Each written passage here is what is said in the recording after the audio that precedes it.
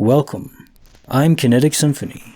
I hunt down and report on weird and true mysterious stories, from glitches to the paranormal. Would you like even more content? Here's my Patreon. Now onto the stories. Case file number 1246, written by twisted&loved, chased by an unseen nightmare in a fjord of Norway. I used to live on a rather remote farm in the middle of Norway. My home is located at the end of a fjord that will take you out to sea, and after a while to civilization in the big city. You can also drive into town in about 4.5 hours from my home, but this is more or less just to give you an idea of the sense of scale. I have 2 neighbors about 40 minutes away from my home, but they are seldom at home, so I'm for the most part alone with my dogs and farm animals, sheep mostly, and a few pigs. Around my home, there are deep woods, and looming above are tall mountains and deep valleys, overgrown by thick forest and heather meadows. I hunt these lands in the hunting seasons, but there are places I do not go due to them being remote, hard to get to and such. But I have found myself pressed for income as the pandemic prevented me from having hunters come here to hunt deer, grouse, and moose. Now, this is relevant to my experience, due to my reliance on these guests for keeping my finances in order. So, faced with the prospect of having to send all my livestock to the slaughter and generally accepting my inability to keep the family farm afloat, I find myself in a precarious position. I had, since my rather unpleasant experience in the woods as a 16-year-old hunter and the following, vowed to myself that I would never hunt that stretch of the woods that belongs to the property that I now own. Having grown a lot older and far more calloused when it comes to things considered odd or supernatural. So I got an extended quota for deer and roe deer, and having gotten this, I decided to use the profits made from selling the game to a local who sells to hotels and fancy restaurants in town. So in the last week of the deer and roe deer season, before Christmas, I found myself deep into the high valley, amongst the heather meadows and sparse pine woods. I had left my pickup on the gravel road that ran along the fjord, and hiked up the valley side with my hunting dog and rifle in hand, looking for red deer. I had been on the move for about 3 hours when the weather changed. A thick fog rolled in and blanketed the terrain. I stopped and looked around while I got my compass out. That was when the first odd thing happened. My dog stopped dead in his tracks and began shivering, as if cold, or what came to my mind shortly after, that he was nervous. His tail was tucked between his legs, and the shivering got more intense. Then, with a yelp that can only be described as one of sheer terror, he bolted down the steep valley side. I yelled and whistled in an attempt to stop him before he hurt himself. There are bears, wolves, and lynx around where I live, and the addition of the odd invasive wild boar made me more than a bit worried. Raising my rifle, a Springfield 30.06, slightly, I looked around in an attempt to see what had caused my dog to panic and flee. I called out to scare away any nearby animals or make any other hunters realize I was nearby. But the chance of any other hunters being on my lands are slim and none, since I do not sell many licenses for red deer or roe deer.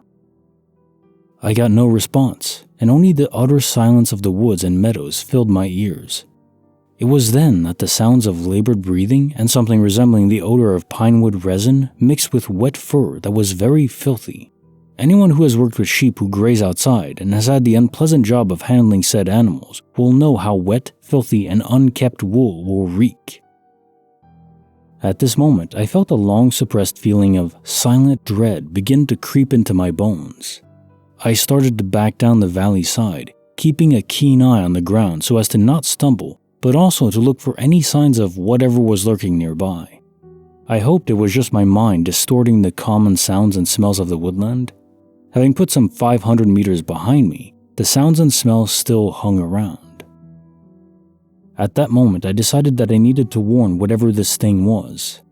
I raised my rifle and in rapid succession, fired 4 shots into the air, as such not to wound any unlucky critter. In my most nightmarish dreams, I could never have imagined the response I got. A deep, guttural howl, followed by what can only be explained as something of great height and weight making its rage known.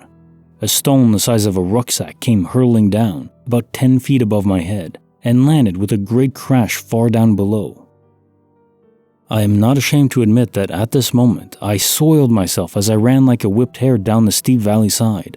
I dropped my backpack and binoculars somewhere in that valley side. The only thing I kept a firm hold of was my rifle. A primal instinct in me told me I needed something to defend myself with, although what chased after me, screaming in primal rage, would not have been fazed by my gun. Hell, I doubt anything short of several .338 Winchester mag rounds to the body would have done anything short of annoy it. I burst out of the woods along the gravel road and ran until I could taste the mixture of blood and bile in my mouth. Upon reaching my car, I vomited all over my boots and felt like my heart was about to explode from fear, looking around to see if my pursuer was still after me or lurking around. But no stench of wet wool hung in the air, well, except my soiled pants. I shouted for my dog for what seemed like an eternity until my nerves caused me to climb into my car, drive as fast as I dared along the gravel road until I saw my home. Climbing out of my car and walking on legs that felt like they were made of gelatin. My heart nearly stopped when I saw my dog. He was a mess, muddy, his fur thick with twigs and heather, his eyes wide with exhaustion. I fumbled with my keys and unlocked the door and let myself and my dog in. In the hours that came, I showered, cleaned myself up, and took care of my dog. But my mind and body were ravaged with fear. Every sound I heard made me almost jump. I did not sleep that night, and when my significant other came home, she commented on how worn out I looked and how equally strung out my dog was. This took place some weeks ago. Last week I was out with the garbage when the smell of wet wool and pinewood resin filled my nostrils. Now I am lost for what to do. I will be damned if I end my days in the woods, but who knows? Time will tell. Case Notes File 1246. Chased by an unseen nightmare in a fjord of Norway. So it's not at all surprising you had an unsettling, soiling incident, given the unfathomable fear and burst of adrenaline that went through your system. No shame in that. It would happen to anyone in that situation. Hell, I doubt most would have escaped with their life. Even your dog lived through it. Very happy to hear that. I wonder sometimes, when we're all out there alone in the gargantuan wilderness of the world, and a parallel vision is triggered where we see and experience another reality entirely, maybe when so isolated, we can connect to other universes where there are very different beasts lurking around, more so than in the adjacent universes which would be extremely similar to our own. There wouldn't really be any different beasts. But if you go to a universe really far out, there could be very odd beasts indeed. Could even explain Bigfoot sightings. Maybe people are seeing all manner of creatures out there that may even be labeled supernatural relative to what we're used to, but they're just normal over there in those universes. It may explain how you got away too. The beast wasn't truly able to interact with you. The stone mist never actually hit you. So in a sense, even the rock falling was sort of an illusion. Not an illusion, it really happened, but in a different universe. You saw it and felt it, but it wasn't where your body actually was, it was just your soul. And your soul kind of went for a horror joyride. Your dog too. And now time for the quote of the day. Love is an irresistible desire to be irresistibly desired. Robert Frost. I do love this quote. And it speaks to a few things. The first thing that you have to think about is, it's okay to want to be loved. Everyone has that desire. I mean, if we're honest with ourselves, we want to find someone that finds us to be irresistible and to be with us and want to spend their life with you and make a family and all that.